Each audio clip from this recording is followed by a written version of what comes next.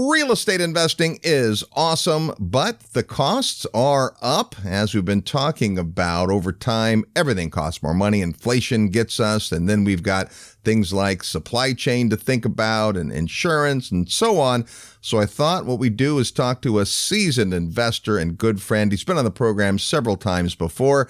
Let's say hello to our good friend and author, Jim Sheils. Hey, Jim. Robert, thanks for having me. Good to be back. Hey, it's good to have you back. And we're usually talking about pretty positive stuff, where the markets are going. And we'll get to some of that. But I think what's on folks' mind here as 2026 progresses is just everything costs more.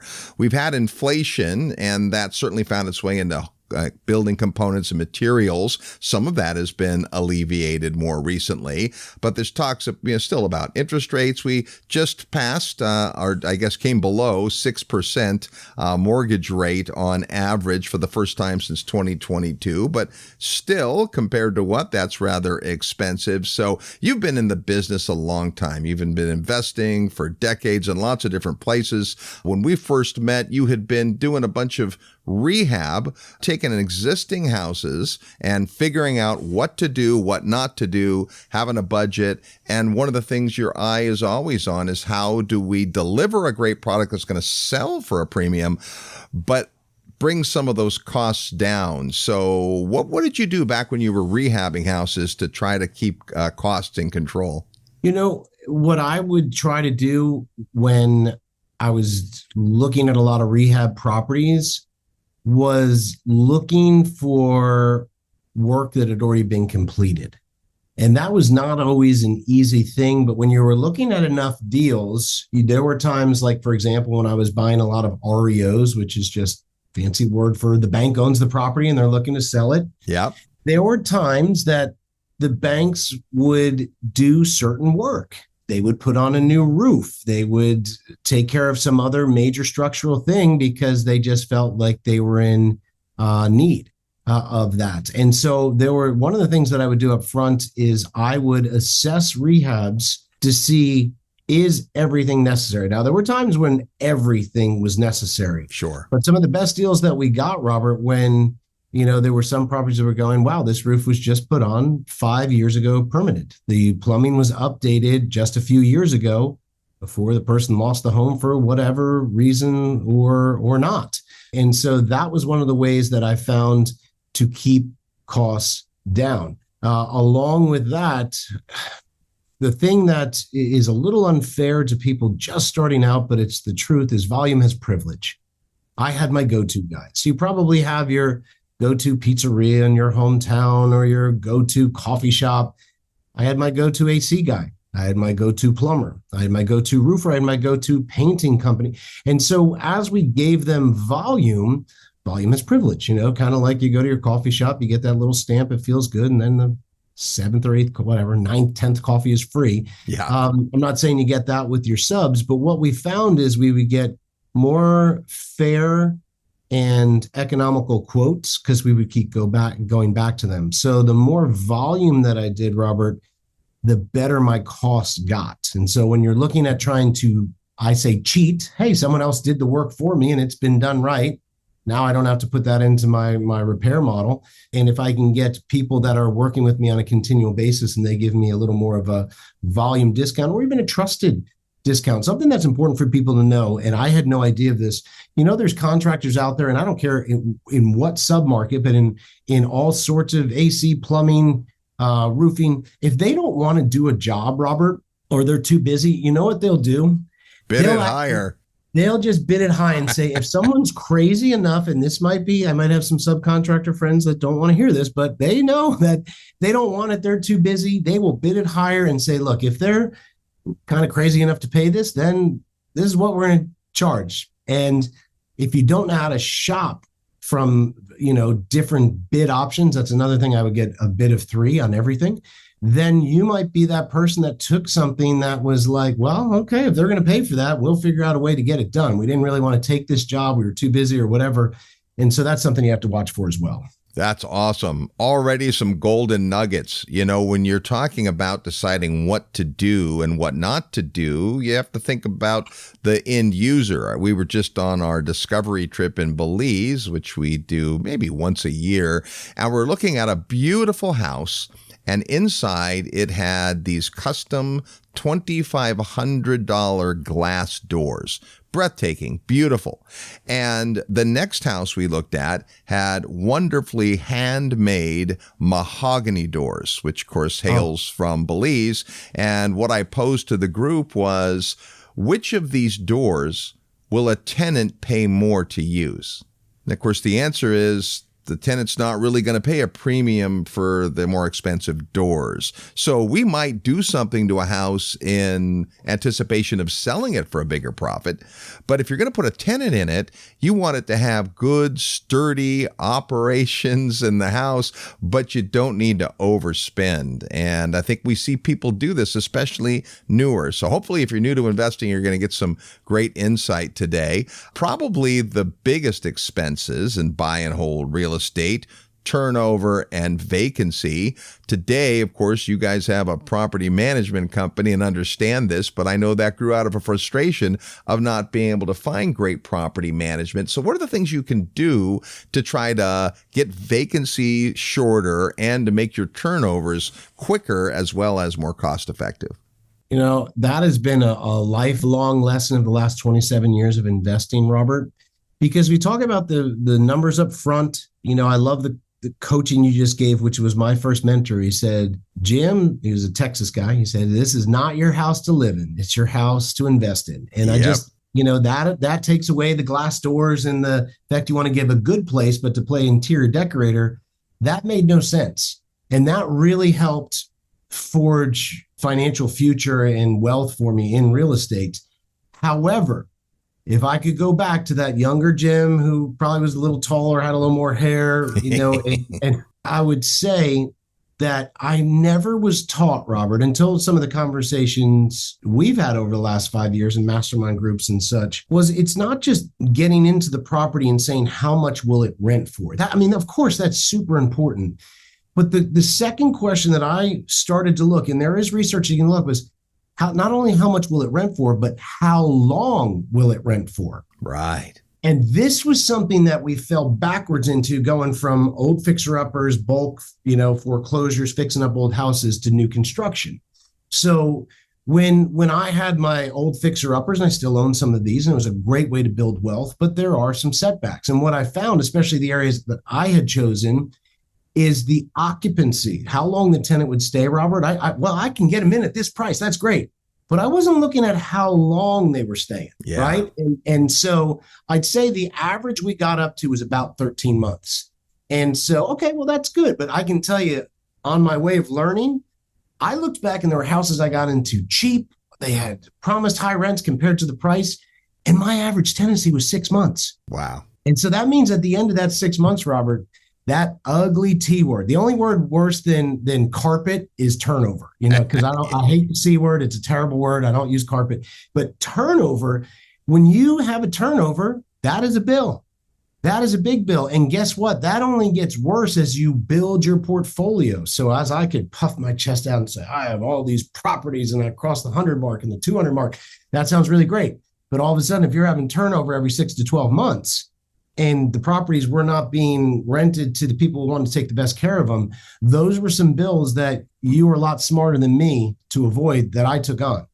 And so what I found, Robert, is one of the ways to look to see success, because you want this to look long-term. You have taught forever long-term buy and hold. It went from your dad to you, and you have properties and you're growing long-term. You got to be able to hold them long-term. And if you're getting eaten up every 6 to 12 months with huge turnover bills, that's not going to work. And what we saw, like, for example, going from the old fixer-uppers to new construction that were, better condition, a little better area, the tenancy went from about 13 months to 3 years. Wow. And when we were doing the new construction model, since we were starting from scratch, the old fixer-uppers, you work with what you can, and again, still can be a great model. But with the new construction, I found we started from scratch.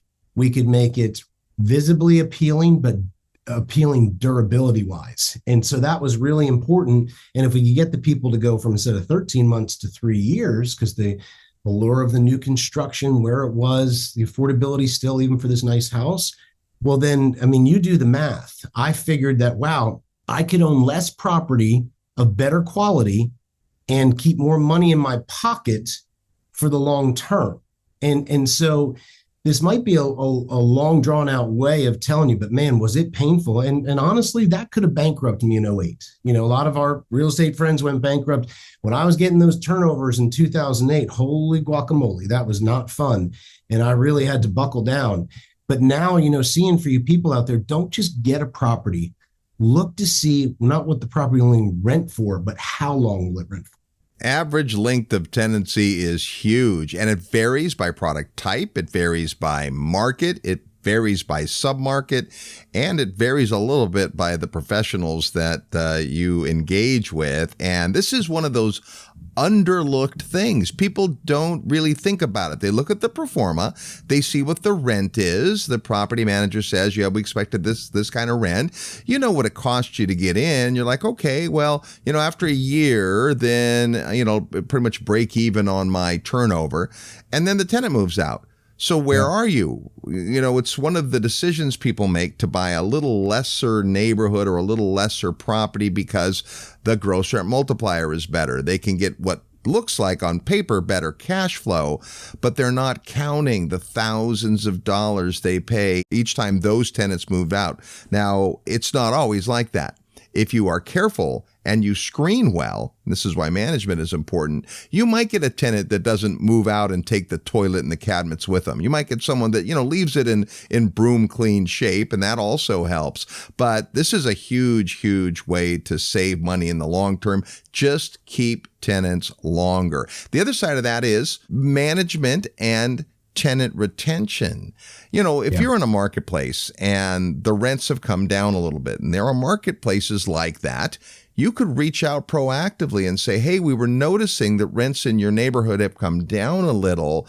If you'll go ahead and do a 2-year renewal with us, we'll bring the price down $25 a month. Most landlords will never do that. And by doing that, you've just endeared the tenant. They're looking around anyway. And most of us wouldn't move if our mortgage payments changed by $25. But some tenants will move for a $50 or $100 increase. So if you can be proactive, that's another great way as well. Now let's talk about maybe the elephant in the room when it comes to expenses, and that is interest charges. We both know that there have been less investors buying in the last couple of years because of this one. When you're an investor, either the numbers work or they don't. If I'm buying a home to live in, well, it's more about the neighborhood and where my kids go to school and how close it is to work and all those things.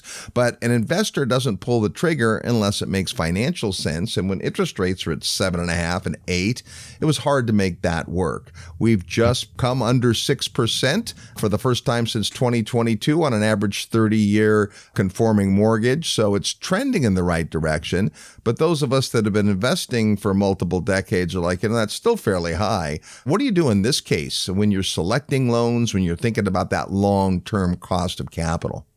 What I found, Robert, again, you can't deny that. You know, interest rates, I've always looked at, I love real estate because of the leverage. I mean, we all know if I'm buying $100,000 worth of stock, I need $100,000 normally. If I'm buying $100,000, $200,000 property, I need 25% of that.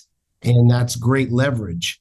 But what you leverage into, the type of mortgage, is very important. And I've leveraged into some bad mortgages over the years, you know, super high interest rates, and it just took it away. And I found that there's different points in time that you can get a better interest rate. What I have learned as well, though, Robert, it was just the same across the board, meaning that the interest rate that's available right now, that's what's available.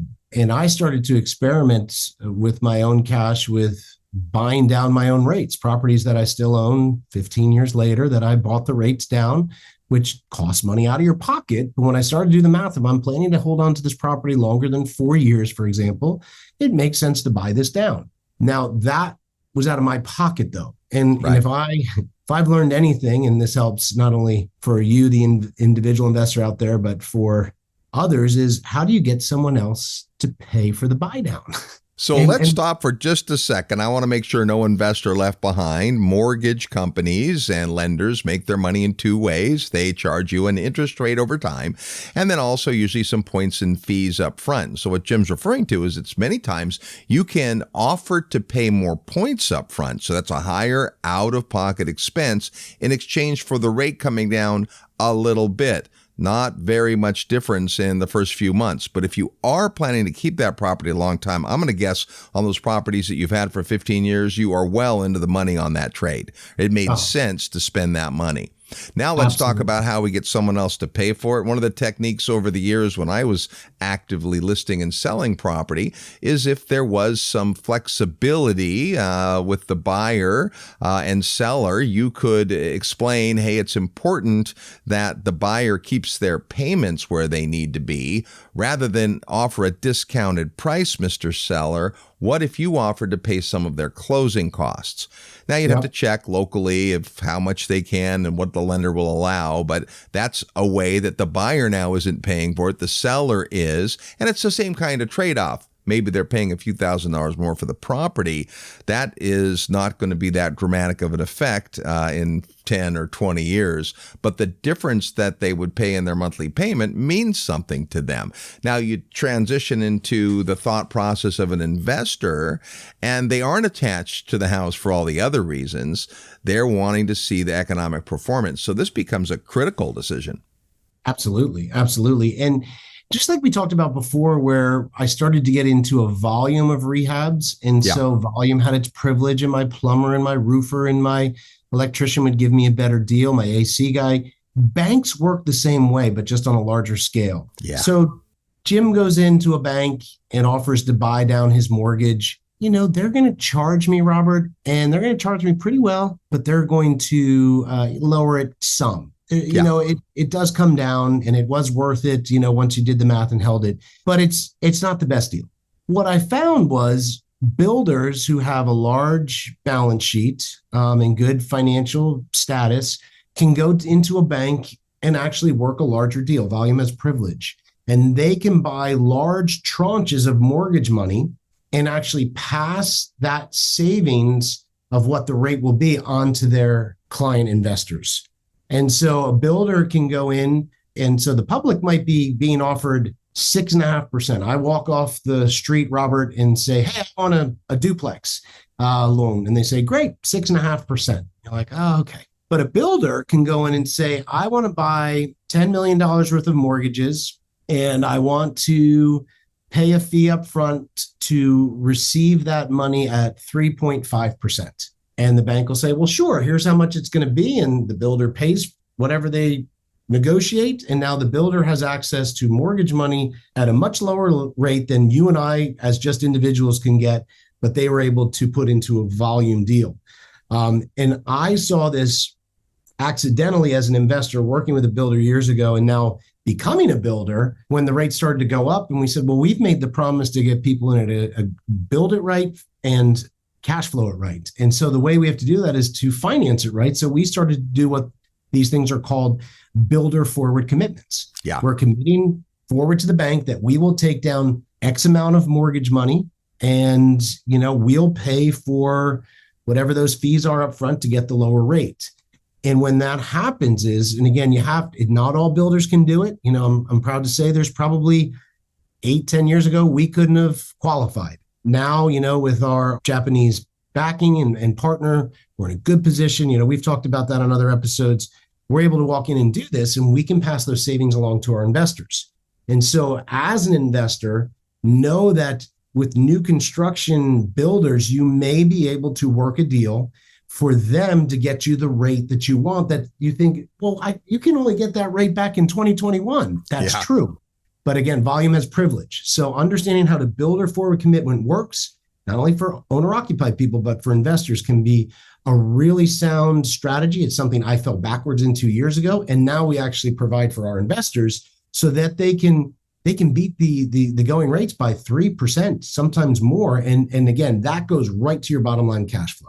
That is something, interest rates and insurance, when you can lower those, that goes right to your bottom line profit for a long term. We've got Jim Sheils with us. He's been an investor now for nearly 3 decades, been through the ups, the downs, the sideways. And throughout your career, Jim, you've also moved kind of into this space where there's a little less hassle, a little less headache, and that is new property. And I know when we look at properties, this is a huge, compelling reason. We'll talk about that in a minute, but I want to stay on track of costs. And one of the big ugly costs that we've seen go up in recent years is insurance. Lots of reasons for this, and rather to get into all those weeds, what we discover is insurance is not the same everywhere. People have a preconceived notion. For instance, you guys do a lot of work in Florida. I hear people all the time saying, well, insurance, gosh, it's so expensive in Florida because of all the hurricanes. But speak to us about insurance and how you can mitigate some of those costs. Insurance is probably the biggest, besides interest rates as a whole across the nation. Here in Florida, insurance is one of the most popular things to speak about when it comes to real estate and real estate investing. I mean, I was up in a far corner of Canada last year with my wife, and the nice lady at the coffee shop said, "Oh, we love Florida, but we wouldn't try to buy or invest in property down there because of the insurance." Right. And I just thought, wow, this has gotten really to the mainstream. And the thing that I've learned about insurance from, hundreds of properties that I've owned and others that I've rehabbed or invested in, insurance companies don't look like at the state of Florida as one property. They always are assessing property by property. Sure. And insurance companies analyze risk. It's that simple. They analyze risk. And certain things they will find to be more risky, which will up your rates, or less risky. That'll lower your rates. Yep. And there is definitely, I believe, a simple Rosetta Stone that really teaches you the language of how, if your concern is insurance and how to save on it so it helps your bottom line, yep, there are some things you can do. In 2004, after Hurricane Charlie hit Punta Gorda, Florida, they changed all the rules. They said you have to, from now on, build properties at 13 or 14 feet above sea level. Back in the day, Robert, you could build them at 2 or 3 feet above sea level. Yep. And then it's to a stronger structural design. So anything 2004 or newer in Florida had to be built on a different height, which takes away flooding, which is the major thing. And then structural design. Stronger structural design helps with wind and rain and holds the property stronger. Yep. Couple that with how close are you to the water? Now, you've been to my house. I'm here at my home office right now. I live about 50 feet off the beach on a small barrier island, 10 houses wide. I pay good insurance to live the lifestyle.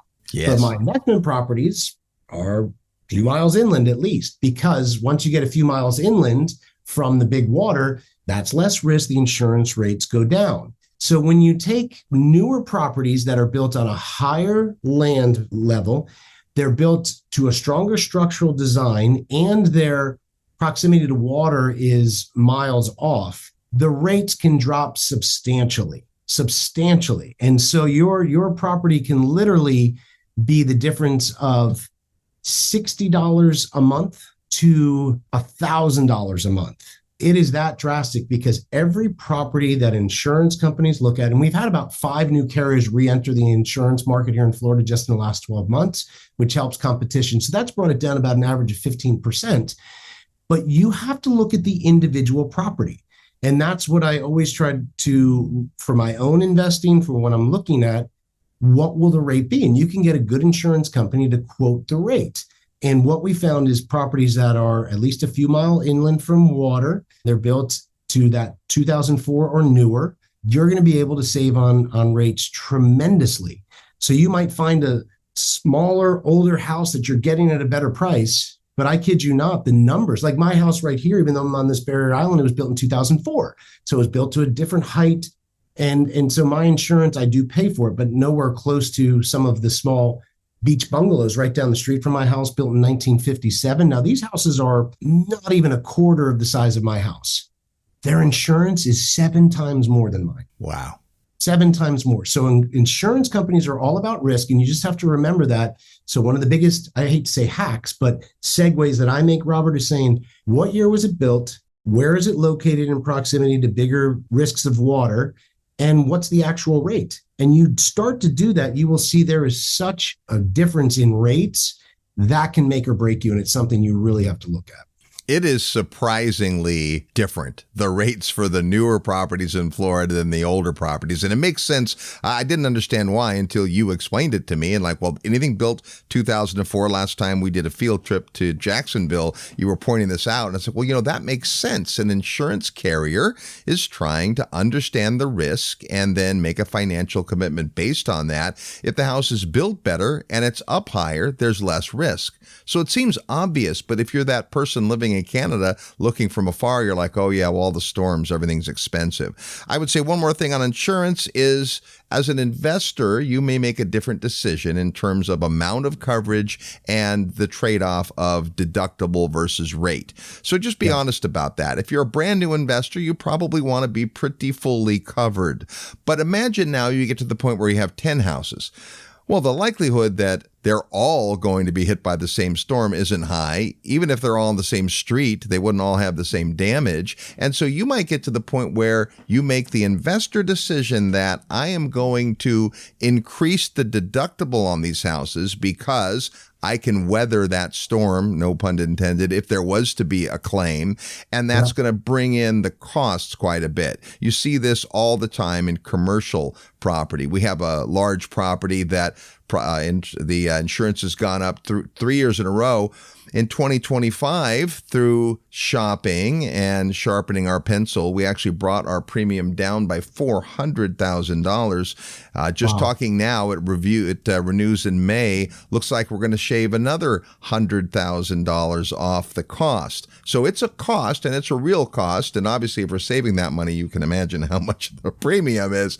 But it does make a difference if you will shop it and if you understand. And I know you're familiar with those nuances in Florida. In other places of the country, you just got to do your research. Maybe there is a different insurance rate for properties that are newer because the regulations change. So this is good stuff. One more thing I want to talk about in terms of long-term expenses, and that's market selection. Now you think about, well, what does that have to do with the costs? Well, we like to look at the 50 states and say there are some that are much more landlord friendly and there's some that are much more tenant friendly. And I have property in both. I'll admit today I almost only buy in landlord friendly states. That's just a shortcut, but I still have property that are in those other places. And when I look at my long-term ownership, there is for sure a cost of being in a tenant friendly state. And the cost may not be obvious, but imagine an unlawful detainer situation. Your property manager wants to get rid of a tenant. It takes longer in certain states than others. And because of that, every month the tenant is in the unit and not paying cost me more. So it's subtle, but it also talks about market selection. And I know you've been in a bunch of different markets. You, like I, invested in California in the day. Now you're in Florida. Florida obviously is very landlord friendly. But talk about that impact and how it is that you make a selection about a market with an eye towards costs. Insurance obviously is a big talked about thing. Tenant landlord laws is not. It's just one more step below. If you're really getting into the game, and like you said, with your experience, you start to see what really matters and what's just fluff. As you said, when you start to really build a portfolio like you or I have, that starts to matter. As you know, I started in Bakersfield, California, and I sold my last California property about 5 years ago. Again, insurance companies, they make a lot of money because they assess risk. As investors, we have to assess risk. And you say, well, no, it's beautiful and I like it. And I'm not going to tell you not to go to a tenant-friendly state. But here's what I know.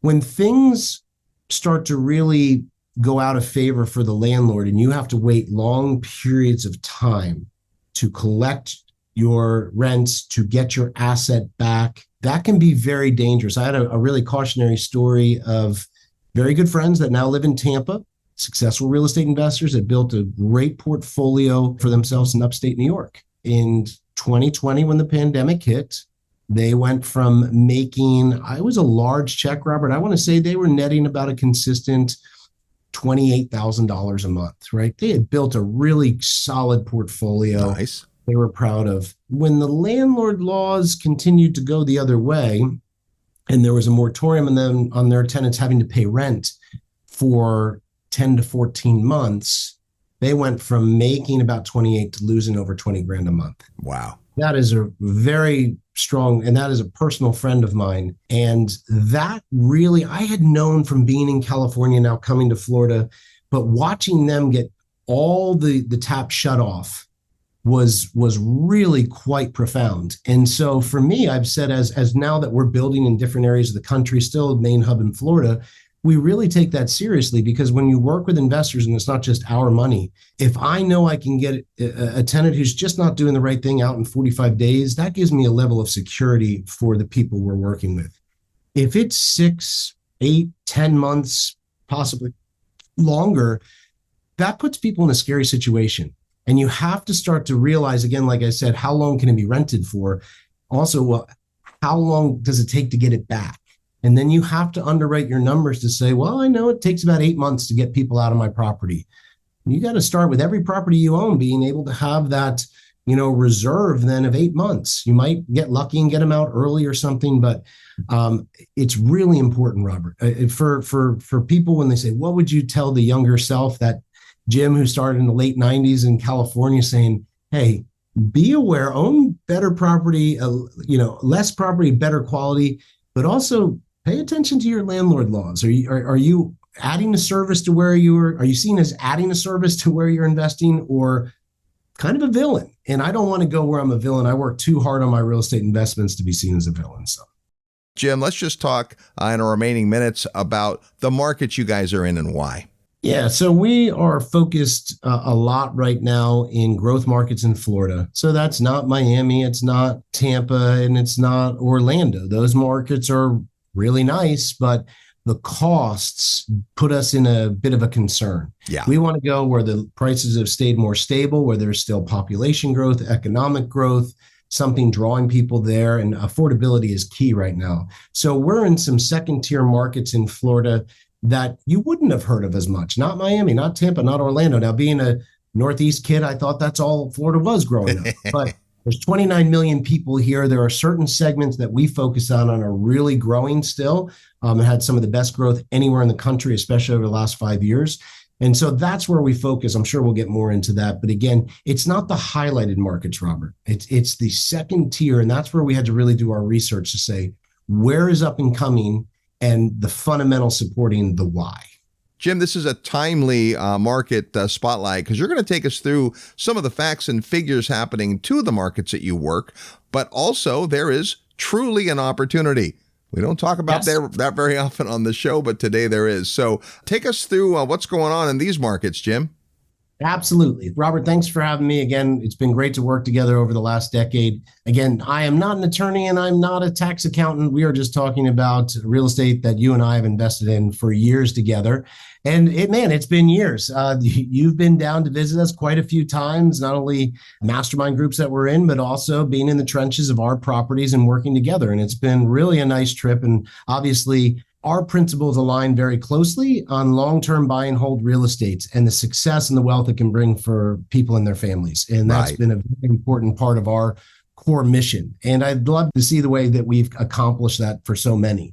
We only do new construction, Robert. When we first met you, we were the rehab guys fixing up old foreclosures out of the '08 meltdown. Yeah. But a few years later, we said, what if we could build our own properties instead of rehab old ones? And what if that could help tenants stay longer, have less maintenance repairs, less turnover, better growth patterns, both in rent and values, and truly give you an asset that has the ability to go long-term buy and hold, not meaning you're always feeding it and babysitting it and having huge setbacks, which again, I worked in old properties. I still own some, but the new construction was a different model. And so our focus now is to build properties right, finance them right, and manage them right. And that's what we've been able to do with hundreds of Real Estate Guys radio clients, and we continue to do. Why I was brought on today is, as a big builder now, we offer once or twice a year clearance sales. As we're building in different markets, like I said, second tier markets, not the fancy Tampa or Orlando or Miami, second tier where there's great population growth, economic growth, good affordability, draw to the area. We're always building our single family homes and duplexes. And as we build, we offer clearance sales to keep inventory moving, and you are usually our first call since we've worked together so well. And remember, we're not just building individual properties for our individual investors, and we work with over 1,000 investors. We've also now started to work with some of the larger institution and family offices that have us build these whole neighborhoods. And when we're building whole neighborhoods, and our international partner, Sumitomo, which I know we've talked about on other things, 300 plus year old company, which has a great reputation and gives us a lot of backing. They will give us permission to say, hey, any final properties in these areas, just go ahead and offer them out and sell them at a fair price, because we're moving on to bigger projects. It's part of being a builder, moving things in and out, which creates not only opportunity for us to be doing bigger projects, but to still do the smaller ones and offer occasional sale opportunities like this one, Robert. Why do we know this happens? Well, right now we're building over 1,800 new properties for institutions that believe that the Sunshine State is still short. And I like to always be that. Although I build for these guys, I'm not one of them. I'm a small fish swimming next to the big fish. And I know that the affordable units are still in need. In fact, this is a quote from the Gap report. Sunshine State has 25 affordable and available rental homes for every 100 low-income renters. Wow. So when you hear about these emotional markets, Robert, of these properties sitting, well, yeah, they're $700,000, $800,000 properties that look really fancy, but never cash flowed and people could never afford. So we focus in this type of property. Now, the two areas that we're focusing on today for our clearance properties are two of the most popular areas we've built the most in. The first one that we'll talk about is Ocala, Florida. Just so you know, once again, for the third year in a row, it's ranked as the #1 U-Haul destination city in the U.S. So I know the departure city is somewhere in California, the destination city, Ocala, Florida. And for any of you guys investing out there, you want to be where the destination is, not where the departure is. Yeah, we call this the U-Haul factor, and there's always one-way rentals, and that gives you a clue. And Ocala is the recipient of more one-way rentals. It's also the horse capital of the U.S., amazing place, and we've watched it grow alongside you guys here for the last decade, and it is really something. People don't think of Ocala like they think of Orlando, but there's a whole diverse infrastructure and industry there. Exactly. And that's why the U-Hauls are coming there. There's job growth, there's a diverse economy, there's affordability still, and that's the need for more housing. And people love the lifestyle there. Florida isn't all about the beach. And also Ocala, beautiful, very rolling hills country. You've been out there with me a few times, Robert, and people that love other types of things besides the beach. It's a perfect lifestyle for that's affordable. Again, affordability is absolutely key. I mean, let's look right here at this at one of the clearance properties. This is a duplex. As you know, I love duplexes, Robert, because they can be built in single family home neighborhoods. They have that advantage of down the road being able to sell to a homeowner who might want to just rent the other side, or to an investor. And now you have two tenants under one roof at really good pricing. And when you look at this, you know, we're still pricing properties under $400,000 for 2 units. So less than $200,000 new construction units, good rents. Again, when you look at this, and again, you've worked with our property counselors for a year. If people want to learn more about these are bringing in an average over $700 a month cash flow right off the bat, which with the annualized returns is exactly where we're wanting to set people up for that long-term growth. Locking you in on us on a 3.5% interest rate and 2 years of free property management. This again in the #1 U-Haul capital destination spot in the world. Awesome. So Ocala is something we're excited about. And if you break into the numbers a little, Robert, let's look at the housing stats. I mean, you were one of the people that taught me this when I started listening to shows later. Like, let's look at it. You know, average days on market, 62 days. Average months of supply, 5.2 months. Now, I remember first, Robert, if you remember those not so great days of 2008, I think in Ocala in Southwest Florida, the average month supply was like 21 months. Yeah. It was incredible. Healthy market, 5 to 6 months. We're at 5.2. There was over 4,300 homes sold last year, up from 3,700 homes the year before. And the median price for a home, $279. Again, we're looking for affordability. When I get scared of some of these bigger, fancier markets where the median price is $589,000, $650, that worries me for job source being able to afford it. When it's under $300,000 still, Robert, I feel really good about that, especially when the annual household income averaging in Ocala almost $80,000.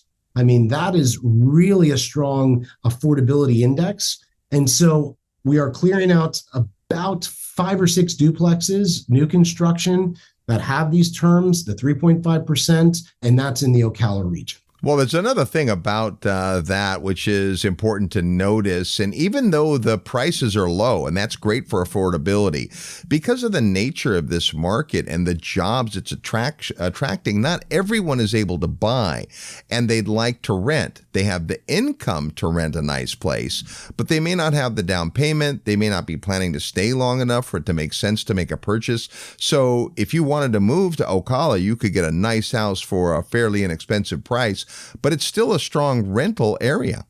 Yes, very strong rental area. And again, I think that we've seen a change, Robert, which is, I think, to the advantage of the real estate investor. I believe 20 years ago, the position of my generation to own a home has completely changed from my older children to my nieces and nephews. They just look at it differently and say, oh, no, I'd rather just rent from someone, which is not my viewpoint, but it's a great viewpoint for us that want to provide good rental property. Yep, for sure. So, well, let's also look at Southwest Florida. So again, if you're interested in the 11 property list, Robert's going to have access to them. We're offering them through the real estate guys. You'll be able to go through it with our property counselors, but they'll be focused in the Ocala region and then Southwest Florida in Port Charlotte. Port Charlotte right now is averaging 67 days on market. There were over 2,300 homes sold last year.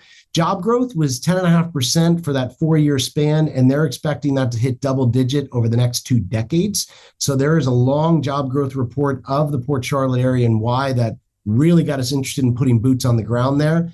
And the median price is $285 as of last month of January 2026. We like that affordability, and affordability is kind of useless unless you have people. 23,000 new residents were added just to the Port Charlotte area in 20 months as of May 2025. Wow. That's the kind of wind we like to have at our back, and we see the demands for, Robert.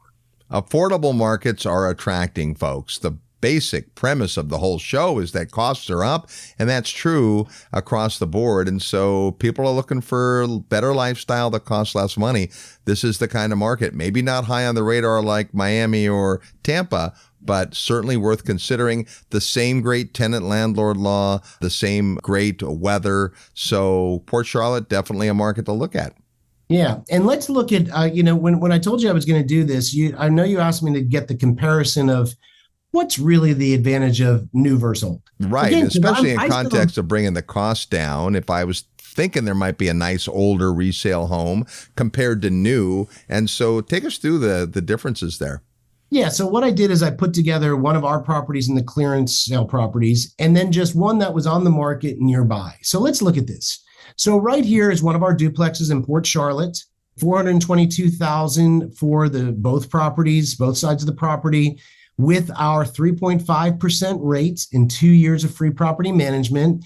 This property is expected to kick off about $734 a month in starting cash flow. Again, nice. Some people say, oh, if you buy a new construction, you're going to be negative cash flowed. That's not how our system works. So this is really important. And again, this property right here, the insurance rate is well below what most people would think it'd be. Why? Because it's built a little bit inland. So we're not next to the beach here. We're still in a coastal area, but we're miles inland. And it's built at about 14 feet above sea level with the stronger structural design. So we get rewarded with the cheaper insurance for that, Robert. With the cheaper insurance and the cheaper mortgage rate, it's huge. So let's look at one in comparison. Okay, so another duplex in the area. I took out the address to protect the innocent. I called it 123 Main Street. Also a 4-4, 2-bedroom, 2-bath duplexes. And this one's for $392. So it's a little bit cheaper than our new construction. However, let's see if that actually helps with the overall fundamentals and cash flow. Well, on these older properties, Robert, you're not going to be able to get our builder forward commitment rate of 3.5%. We estimated for a duplex, you're going to lock in at about 6.75% on this older property. Yep. And insurance, although I didn't put it on here, was about 4.5 times our insurance rate on our new construction. Now, what happens to that? Well, that all goes to bottom line. So even with paying about $30,000 less for this older property, your cash flow went from about $738 a month to about $200. Ah, And that's with some of this property looking at it having things that were not updated. It's the original galvanized plumbing. There's an AC unit that's about 16 years old. The roof was about 15 years old. All these things start to add up compared to the risk. And also, when I looked at this one, the average tenancy, well, it was definitely a lot lower than what we were getting for the new construction. Again, this is not to beat up on old properties, but what we found is our job for ourselves and our investors is how do we create less headaches and more visibility with a better line of success? And these types of things add up. So this is just one example of a new construction duplex, an old one, and why I've switched to the new. Same thing here, Robert, with new construction single family homes. Single family home is, again, is it possible to cash flow a single family new construction home? The answer is absolutely. When you buy the land right, you get the right build cost. We're doing it every day for people. So again, here's a property in Port Charlotte, great property, a 4-bedroom, 2-bath, over 1,600 square feet. So solid model, that's great for not only a renter, but if they decide to sell it down the road to a homeowner, this one has a lot of attractive traits to it. But let's look at a few things here, Robert. We're staying under 300,000, which I told you is really important to me. Yep. Our rate on this one for the clearance is 3.5%. That's Nice. passed along the savings to the buyer with 2 years of free property management. And with these things going in, an insurance rate of just under, I think, $90 for the month for full insurance, you're going to cash flow this property with a buyer's warranty. Again, something important we didn't talk about, Robert, was this will include the builder's warranty, which is a 10 state mandated warranty. And all that means, and our property counselors can go into that more, you get 2 years coverage on the small stuff. You get 10 years coverage on the big structural stuff. That's a really nice thing to have that you can't get with the older properties. But you can see, again, we're sticking to affordability, taking advantage of low mortgage rates and free management and lower insurance. You're getting a cash flow of almost $300 a month to start with, which is really powerful. And again, the tenants are staying in these properties an average of 3 years, which is great for turnover. Let's compare that, as you asked me to a nearby single family home in the same area. Yeah. Change the name to protect the innocent again and call it 123 Main Street again. 3-bedroom, 2-bath, 1,350 square feet. So smaller than our house, but within the range. And this one's cheaper. It's about $50,000 cheaper. However, Robert, when you start to back into the mortgage rate, which on this older home, we kept at 6.75% for an investor loan, and the insurance, which was about 5x the insurance on our new construction, the cash flow goes from nearly $300 a month to $8. Wow.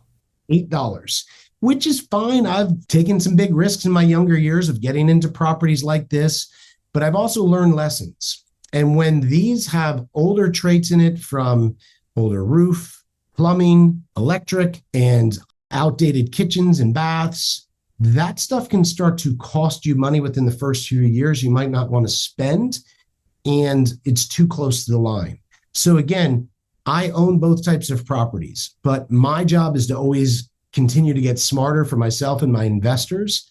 I've learned if I will just take better properties and even be willing to own less of them, I have a way better chance for success. And that's why I like the new construction compared to the old, just because I don't like to have to work that hard on my rentals. And I think most people don't like to either.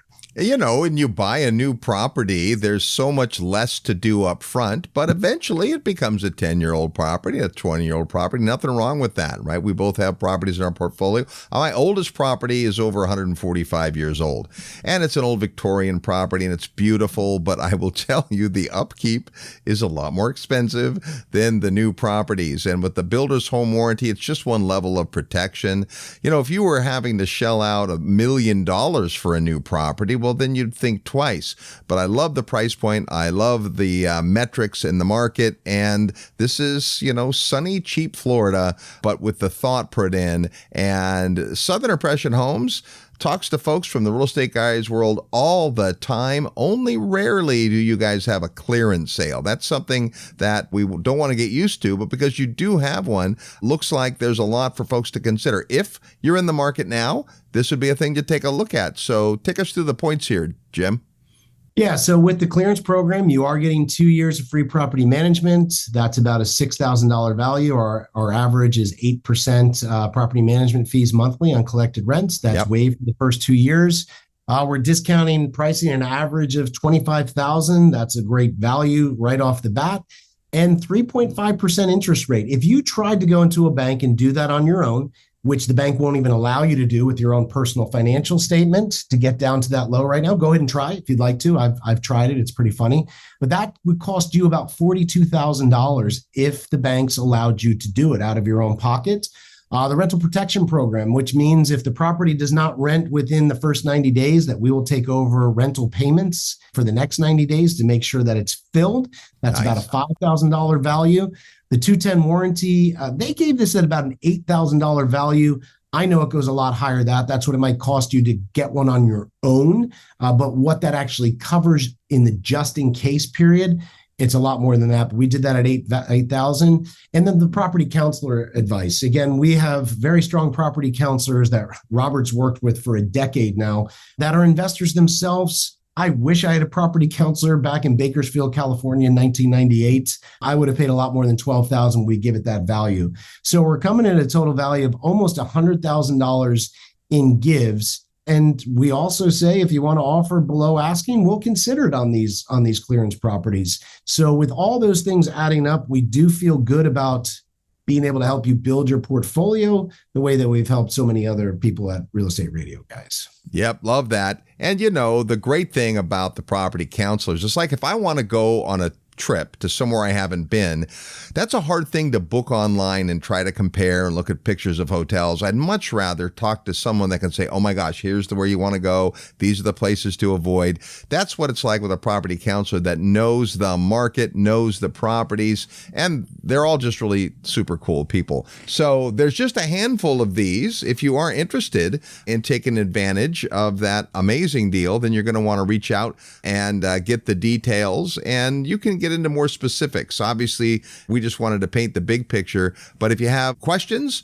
or you'd like to learn more, if you'll send an email to sihomes@realestateguysradio.com, Southern Impression Homes, sihomes@realestateguysradio.com. That'll connect you to these folks, and you can reach out and say, hey, I heard about the 11 properties, send me a list and make a move on that. We have folks that listen to our show years after they're published. So if that's you, it's the same email, sihomes@realestateguysradio.com, and you can find out what kind of inventory they have currently. So that's great stuff. Hey, Jim, it's been great having this conversation, not just about these great opportunities, but way folks can approach investing and realize that you don't have to pay top dollar. Not everything costs more. If you're smart about it, you can learn how to make the numbers work, and that's what this business is about. Appreciate you being with us. Thanks for having me, Robert. Good to be here.